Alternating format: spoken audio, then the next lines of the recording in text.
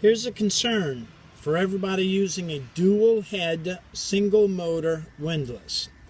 Remember, when you step on the up button or the down button, that is the only motor shaft that will rotate both drum heads and chain gypsies. So if you're only lifting up the port or the starboard anchor, then you need to put the other port or starboard chain gypsy and rope drum into a neutral or a slip and slide clutch position. If you don't, you'll jam it until eventually you'll experience a failure. Here, I'm doing maintenance on this dual head, and you can see we've got one key. This is a shaft and a shaft key, very much like the propeller underneath your boat. So there's the shaft key, and you can see it looks healthy. The problem we have with this one is this other shaft key has sheared. See this piece here, how small it is?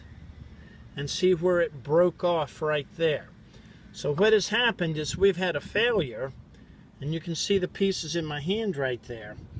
We broke this key, and of course we don't have a spare key, so I'm going to have to go over to the propeller shop and ask them to cut me a new key out of square stock. Very simple to do, a hacksaw and a ruler, and then round off the edges, and we'll put it back into the same hole. See how we want to round off the edges right here? That's just so we don't cut ourselves when we put it back together. So if you have any questions about anchoring, servicing windlasses, or just plain old cruising, remember, ask Captain Chris.